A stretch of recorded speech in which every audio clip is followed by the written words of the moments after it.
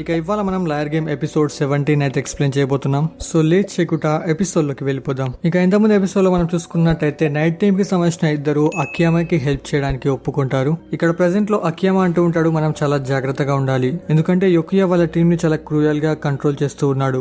ఇంకా అకాగే నాతో యోకియా క్రియేట్ చేసిన ప్లాన్ గురించి కూడా చెప్పాడు.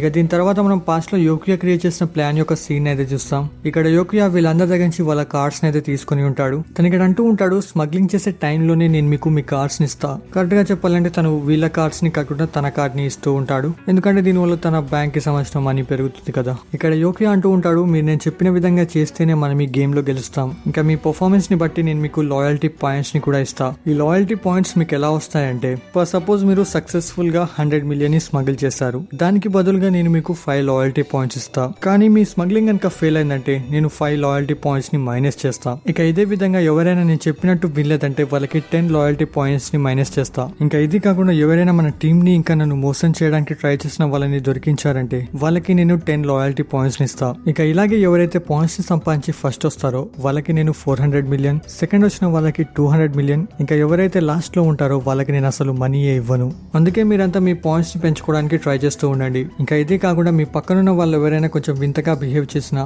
నన్ను మోసం చేయడానికి ట్రై చేసినా దాన్ని మీరు ఈ టేప్ లో రికార్డ్ చేసి నాకు ఇవ్వండి. ఇక మీరు ఇలా చేసినందుకు మీకు 10 లాయల్టీ పాయింట్స్ అనేవి ఇస్తా. ఇక ఈ ప్లాన్ ని విన్న తర్వాత ఇక్కడ ఉన్న వాళ్ళందరూ చాలా భయపడుతూ ఉంటారు, ఎందుకంటే వీళ్ళు ఇప్పుడు ఎవరు పక్కనున్న వాళ్ళని నమ్మలేరు. ఇక ఇదే టైంలో ఒక అతను తన పక్కనున్న అతనితో ఎలాగో అలా యోకియా గురించి తప్పుగా మాట్లాడించి దాన్ని రికార్డ్ చేసి దానికి సంబంధించిన రికార్డ్ ని యోకియాకి ఇస్తాడు. ఇక యోకియా దగ్గర తన రికార్డర్ ని వినడం చూసి బ్రౌన్ షర్ట్ అతను షాక్ లో ఉంటాడు. ఇక యోకియానేమో పనిష్మెంట్ కి బదులుగా తన 10 పాయింట్స్ ని మైనస్ చేసి ఈ బ్లూ షర్ట్ అతని 10 పాయింట్స్ ని ప్లేస్ చేస్తాడు. ఇక ఇలా వీళ్ళంతా ఎవరు నమ్మలేని సిచ్యువేషన్ లోకి వెళ్ళిపోతారు. ఇక దీని తర్వాత ఈ బ్లూ షర్ట్ అతను స్మగ్లర్ గా వెళ్తాడు, కానీ తన స్మగ్లింగ్ అనేది ఫెయిల్ అవుతుంది. ఇక ప్రెసెంట్ లో యోకియా అంటూ ఉంటాడు, నువ్వు మన 100 మిలియన్ ని వేస్ట్ చేసావు. ఇక దీనికి పనిష్మెంట్ గా నీ 5 పాయింట్స్ అనేవి మైనస్ అవుతాయి. ఇంకా ఇతను ఎవరైతే కొడతారో వాళ్ళకి నేను 5 పాయింట్స్ ని ఇస్తా. ఇక ఇది వినగానే బ్రౌన్ షర్ట్ అతను ముందుకొచ్చి నాన్ స్టాప్ గా ఇతన్ని కొడుతూ ఉంటాడు. ఇక ఈ సీన్ చూడగానే అందరూ భయపడుతూ ఉంటారు. ఇంకోవైపు యోకియా చాలా ఎంజాయ్ చేస్తూ ఉంటాడు. నాకు కూడా కైండ్ ఆఫ్ హ్యాపీగానే ఉంది ఈ సీన్ చూసాక. సరిగా ఇలా యోకియా ఎవరి హెల్ప్ లేకుండా అందరినీ కంట్రోల్ చేస్తూ ఉంటాడు, ఎందుకంటే ఈ సిచ్యువేషన్ లో ఇప్పుడు ఎవరిని నమ్మేది లేదు. ఇక ప్రెసెంట్ లో ఇదంతా విని సునోడా అంటూ ఉంటాడు, అలాగైతే మనం బాటమ్ లో ఉన్న వాళ్ళని యూజ్ చేసుకోవచ్చు కదా, వాళ్ళు మనకి ఈజీగా హెల్ప్ చేస్తారు. దీనిపై యూజీ చెప్తాడు, ఇది పాసిబుల్ కాదు, ఎందుకంటే వాళ్ళు ఒకరితో ఒకరు మాట్లాడుకోవట్లేదు కాబట్టి వాళ్ళు ఏ పొజిషన్స్ లో ఉన్నారన్న సంగతి వాళ్ళకే తెలీదు. ఇక ప్రెసెంట్ లో అకియామా అంటూ ఉంటాడు, అందుకే నేను వీళ్ళ ముగ్గురిని సెలెక్ట్ చేసుకున్నాను. దీనిపై యూజీ ఏమో అకియామా మీద కోపడుతూ ఉంటాడు. తను అంటూ ఉంటాడు, వాళ్ళకి మన ప్లాన్ గురించి తెలియదు కాబట్టి వాళ్ళు మనకి హెల్ప్ చేస్తున్నారు. ఒక్కసారి వాళ్ళకి మన ప్లాన్ గురించి తెలిసిందంటే వాళ్ళు మనకి హెల్ప్ చేయరు. దీనిపై అకియామా చెప్తాడు, అలాంటి సిచ్యువేషన్ వచ్చినప్పుడు మనం వాళ్ళకి అన్ని విషయాలు చెప్పేద్దాం. ఇంకా మన దగ్గర నుంచి మనం వాళ్ళకి ప్రాఫిట్ ని కూడా ఇద్దాం. ఇంకా ప్రాఫిట్ వస్తుంది కాబట్టి వాళ్ళు ఎలాగైనా మనకి హెల్ప్ చేస్తారు. ఇంకా అకియామా అంటూ ఉంటాడు, నేను అకాగేకి చెప్పేశాను నేను ఈ ప్లాన్ లో మేము ముగ్గురిని సెలెక్ట్ చేశానని, ఎందుకంటే తను వేరే విధంగా తెలుసుకుంటే మనకే ప్రాబ్లం అవుతుంది. అందుకే నేను అన్ని విషయాన్ని వీళ్ళిద్దరికి ముందే చెప్పేశాను. ఇంకా ఇలా చెప్పడం వల్ల వీళ్ళంతా కలిసి పనిచేస్తారు, దీనివల్ల మనకే మంచిది. సరేగా వీళ్ళు అనుకున్న ప్లాన్ ప్రకారం అంతా నడుస్తూ ఉంటుంది. ఇంకా వీళ్ళు డేటింగ్ విషయంలో కేవలం 200 మిలియన్ గ్యాప్ లో ఉన్నారు. అవి కూడా కవర్ చేస్తే నైట్ టీమ్ కి సంబంధించిన మనీ డే టీమ్ కంటే ఎక్కువ అవుతుంది. ఇక దీని తర్వాత వీళ్ళు వాళ్ళ యాక్చువల్ స్మగ్లింగ్ మీద ఫోకస్ పెడదామని అనుకుంటున్నారు. ఇక వీళ్ళంతా ఇలాగే ఉన్న టైంలో నెక్స్ట్ రౌండ్ కి సంబంధించిన ఇన్స్పెక్టర్ 99 మిలియన్ డౌట్ చేస్తాడు. ఇక సూట్ కేసు ఓపెన్ చేస్తేనేమో దీంట్లో 100 మిలియన్ ఉంటాయి. ఇక దీంట్లో డే టీమ్ గెలవడం వల్ల నైట్ టీమ్ కి సంబంధించిన మనీలో 300 మిలియన్ కి సంబంధించిన డిఫరెన్స్ వస్తుంది. ఇక దీన్ని చూసి వీళ్ళంతా షాక్ లో ఉంటారు. ఇక్కడ అకియామా ఆలోచిస్తూ ఉంటాడు, యోకియాకి మన ప్లాన్ గురించి తెలిసిపోయిందా, తన గనక మన ప్లాన్ గురించి డౌట్ వస్తే తను పక్క అకాగేని ఇంకా షిబుయామని డౌట్ చేస్తాడు. ఇంకా నా ఒపీనియన్ లో వాళ్ళిద్దరైతే అంత సింపుల్ గా నిజం చెప్పరు. ఇక ప్రెసెంట్ లో కూడా యోకియాకి వీళ్ళు చేసే పని మీద కొంచెం డౌట్ వస్తుంది. తను అకీరాతో అంటూ ఉంటాడు, నువ్వు వాళ్ళిద్దరిని అబ్జర్వ్ చేస్తూ ఉండు. ఇక ఇంకో వైపు మనం అకాగేని అయితే చూస్తాం. తను ఇక్కడ షిబయామాతో అంటూ ఉంటాడు, నువ్వు అకియామా ఆఫర్ ని యాక్సెప్ట్ చేసావా. దీనిపై షిబయామా అంటాడు, ఎలాగైనా ఈ టీం ఓడిపోబోతుంది, అందుకే మనం ఇద్దరం కలిసి పనిచేసి ప్రాఫిట్ ని సంపాదించుకుందాం. ఇక దూరంగా ఉండి ఇదంతా అకీరా వింటూ ఉంటాడు. ఇక ఈ విషయాన్ని తను వెంటనే వెళ్లి యోకుయాకి చెప్తాడు. ఇక దీని తర్వాత యోకుయా వీళ్ళిద్దరిని పిలుస్తాడు. ఇక మిగిలిన వాళ్ళతో చెప్తాడు, వీళ్ళిద్దరిని కట్టేయండి. ఇప్పుడు యోకుయా అంటూ ఉంటాడు, మీరిద్దరూ నన్ను మోసం చేస్తున్నారని నాకు ఇన్ఫర్మేషన్ వచ్చింది. ఇక ఇది నిజమో కాదో తెలియదు, కానీ మీరు కనుక నిజం చెప్తే కంట్రీ ఆఫ్ డే ని ఓడించే ఛాన్స్ ని నేను మీకు ఇస్తా.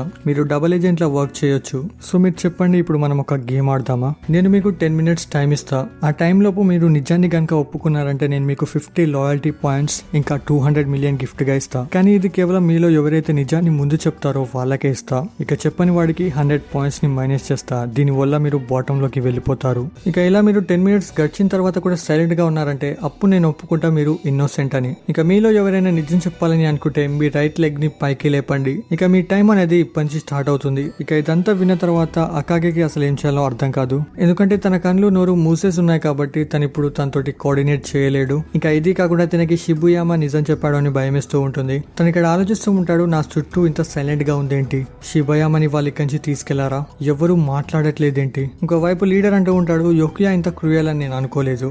తను హ్యూమన్స్ కి కావాల్సిన అన్ని సెన్సెస్ ని క్లోజ్ చేసి కేవలం చెవులని తెరిచుంచాడు.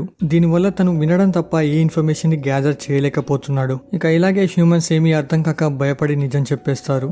ఇంకోవైపు కోత ఆలోచిస్తూ ఉంటాడు, నేను ఎందుకు భయపడుతున్నాను, షిబయామా నన్ను మోసం చేస్తాడంటావా. అయినా కానీ యొకియా ఇచ్చిన డీల్ 50 లాయల్టీ పాయింట్స్ ఇంకా 200 మిలియన్, దీన్ని ఎవరైనా ఎందుకు వదులుకోవాలని అనుకుంటారు. ఒకవేళ షిబయామా కంటే ముందు నేనే నిజం చెప్తే ఎలా ఉంటుంది, దీనివల్ల నేను ప్రాఫిట్ లో ఉంటాను. ఇంకా యొకియా ఒక కొత్త ప్లాన్ ని కూడా రెడీ చేస్తాడు, దీనివల్ల మా టీం కూడా గెలిచేస్తుంది. అయినా కానీ నేను ఇదంతా ఎందుకు ఆలోచిస్తున్నా, నేను షిబయామా మీద నమ్మకం పెట్టుకోవాలి. ఈ లోకంలో యొకియా లాంటి చెడ్డ వాళ్ళు ఉన్నట్టే నావు లాంటి మంచి వాళ్ళు కూడా ఉంటారు. ఇంకా తను ఇలాగే ఆలోచిస్తూ 10 మినిట్స్ అయితే గడిచిపోతుంది. ఇక యొకియా తనైతే రిలీజ్ చేస్తాడు. ఇక ఇదంతా చూసి అకాగేకి చాలా సంతోషంగా అనిపిస్తుంది. కానీ తన పక్కన చూస్తే అక్కడ షిబుయామా ఉండడు. దీన్ని చూసి యొకియా అంటాడు, తను ముందే నిజం చెప్పేశాడు.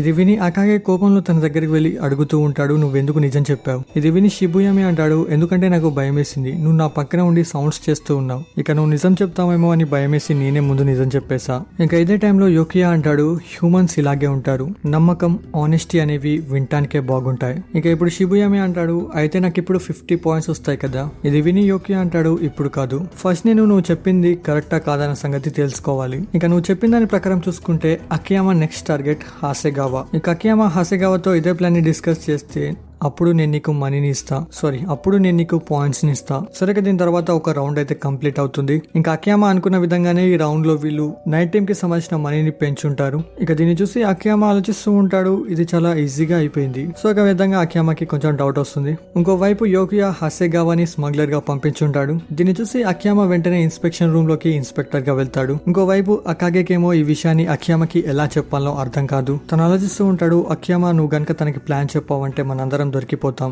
ఇక దీని తర్వాత అకియామా ఇంకా హసెగావా మధ్యలో కాన్వర్జేషన్ అయితే కంటిన్యూ అవుతుంది. ఇక ఇది అయిపోయిన తర్వాత హసెగావా యొకియా దగ్గరికి వెళ్ళి అంటాడు, అకియామా కూడా నాకు అదే ప్లాన్ గురించి చెప్పాడు, ఇంకా తన టీంలో జాయిన్ అవ్వమని ఆఫర్ ఇచ్చాడు. ఇక ఈ విషయం విన్న తర్వాత యొకియా షిబుయామాకి 50 పాయింట్స్ అయితే ఇచ్చేస్తాడు. తను అకాగేతో అంటూ ఉంటాడు, నువ్వు బాధపడకు, నేను నీకు ఒక ఛాన్స్ ఇస్తా, నా దగ్గర ఒక మంచి ప్లాన్ ఉంది, దీంట్లో మెయిన్ రోల్ నీదే. ఇక ఈ ప్లాన్ తో మనం ఆపోనెంట్ టీమ్ ని ఈజీగా ముంచేయగలం. అండ్ దీంతో ఎపిసోడ్ ఇక్కడే కంప్లీట్ అయిపోతుంది. సో మీరు నాకు ఈ విషయాన్ని చెప్పండి, అకాగే ఈ ప్లాన్ ని యాక్సెప్ట్ చేస్తాడా, లేకపోతే యాక్సెప్ట్ చేసి దీనికి సంబంధించిన ఇన్ఫర్మేషన్ ని అకియామాకి చెప్తాడా. సో నెక్స్ట్ ఎపిసోడ్ లో ఏం జరగబోతుంది అనేది కింద కమెంట్ చేసి చెప్పడం మర్చిపోకండి. ఇక వెళ్లే ముందు ఈ వీడియోకి లైక్ చేయడం మర్చిపోకండి. ఛానల్ కూడా నాకు కొత్తగా సబ్స్క్రైబ్ చేసుకోండి. బాయ్.